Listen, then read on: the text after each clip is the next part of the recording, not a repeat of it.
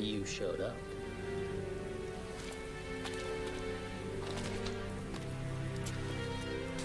You sure know how to throw a party. No food, no drinks, and the only babe just left. My sincerest apology, brother. I was so eager to see you, I couldn't concentrate on preparations for the bash. Whatever. At any rate, it's been a whole year since we last met. How about a kiss from your little brother? Or better yet, how about a kiss from this? So, this is what they call a heartwarming family reunion, eh? You got that right. Whether it's making quips, doing the most random and outstanding looking combos you can think of, killing demons, using badass weapons, having mommy and daddy issues simultaneously, sibling rivalry, or even the legendary Deadweight himself, the Devil May Cry series has everything and everyone it needs to make me a firm believer that it's one of the best works of fiction ever conceived by man for the arena fighter genre. It can be as fast or as slow paced as you want it to be, with difficulty spikes that are so drastic you can go from human to Devil Hunter to literally telling you the main MC must die, in Dante must die, heaven or hell, and even hell or hell. All of these things make up one of the best game series I have played and thoroughly enjoyed in such a long time. So, what's DMC got to do with all of this, with Wuthering Waves, with this entire video? Well, if your ass has eyes, and you presumably have a functioning brain, you can tell by the title of this video this is going to be talking about how Wuthering Waves could indeed potentially make one of the best crossovers in gacha history go from a DMC head's dream to a DMC head's reality. What's up, guys? My name's Rigashu, and for the time being, I'm going to be talking about gachas and potentially news surrounding gachas. If you like what you see and like what you hear, go ahead and like and subscribe. Anyways, let's get right into why hearing motherfuckers like Dante say jackpot and Virgil say now I'm feeling motivated can skyrocket Wuthering Waves to being the most beloved gacha ever. As we all know, DMC is one of my favorite series on the goddamn planet. And I know damn well it's the favorite amongst the brothers and sisters of the Shoe Gang.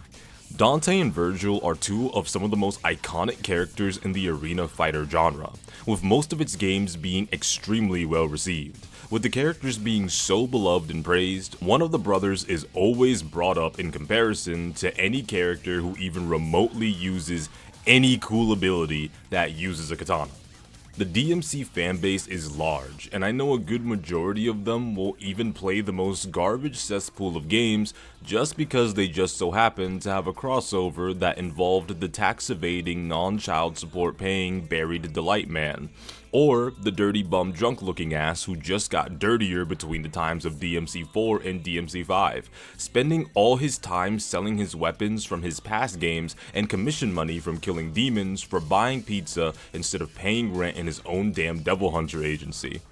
Deadbeat Dad and Pizza Bum aside, Kuro Games has already shown a variety of ways throughout their games how much they do indeed enjoy the DMC series, and character archetypes similar to Virgil. Hell, we even see they clearly acknowledge and like the Virgil chair meme so much they even added it into their own game, even fetching you a trophy that says power when you sit in the chair. The reason why I'm bringing this up is because Hoyoverse just announced that for Honkai Star Rail, they're going to be having a crossover in 2025 for Fate Stay Night, Infinite Gacha Works. Oh, wait a minute.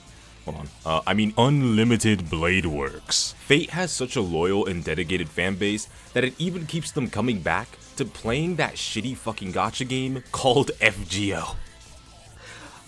Look, I'm sorry. I just don't like the game. I don't know how motherfuckers play it. That shit is garbage to the highest degree. But then again, I sat my ass down and played Dokkan Battle for like 5 years, so I can't really complain. But this crossover will definitely send HSR's popularity over the moon, as not only would it attract new, dedicated players and an infinite amount of tourists, it will overall just garner the massive attention of the larger portion of the Fate community. It will probably have its biggest grossing of that month in its history out of any Hoyoverse game. That is, if they don't flop the units. Plus, they can always go ahead and make Archer not fucking brown and throw Twitter into a spiral, thus garnering it even more attention and have even more eyes on it, reaching even non-gacha consumers' eyes and ears. You know what? Damn. Maybe I've been looking at this all wrong. Maybe whitewashing characters is just a tactic all this time. Hey, Hoyoverse, do it more. Watching Twitter break down over it is hilarious. But anyways, we've seen Kuro Games' previous game, Punishing Grey Raven, have crossovers such as Nier Automata and Black Rock Shooter, and other games that are gacha and non-gacha that aren't made by Kuro usually always jump straight into the Evangelion crossover. HI3, Nikkei, PSO2, and PSO2 NGS, and I gotta say guys, I am getting sick and fucking tired of Evangelion appearing everywhere. I do not want to see an Evangelion crossover appear in Wuthering Waves. No siree bop. I see Asuka's face appear one more time in a video game crossover with a company trying to milk her to completion. I'm finna Kurt fucking Bane myself. Wuthering Waves can benefit immensely from a Devil May Cry crossover. The amount of money they can make would be outstanding and would garner a lot of respect from the gacha community and even non-gacha communities. Just make characters for the crossover that would put Peak of Combat to shame. And plus, I'm pretty sure if they decide to add Dante and Virgil to the game, it would, I believe, to my knowledge, be the first time these two characters are introduced to an open world game in general. Plus, they could use this opportunity to release skins for the characters that are DMC related. Imagine this, they release an Alpha XP already, and release an alternate skin for her in Virgil's colors, or just straight up put her in a suit that resembles the half-demon himself. Plus, how cool would it be to fight against bosses that are a mixture of demons and tacit monsters? And we already know Dante and Virgil look perfect in the anime style, as we've seen it in Visions of V, the DMC anime, and overall just anime styled fan art of the two brothers. It's the perfect crossover, quite literally. We can't underestimate the love people have for the pizza-loving dirtball and the child support evading perfectionist. Plus, the DMC universe is no stranger to interdimensional portals, which Wuthering Waves has, monstrous beings, which Wuthering Waves has, guns and swords, which Wuthering Waves has, and sick fucking combos, which is also something that Wuthering Waves just so happens to have. We've seen the brothers traverse in a broken down and destroyed city in DMC 5 and even before that, so why not see them do it again in Wuthering Waves?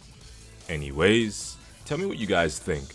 Do you think a DMC crossover would be perfect for Wuthering Waves, or do you have a different one in mind? Let us know down in the comments below. Anyways, I want you all to take care, and peace.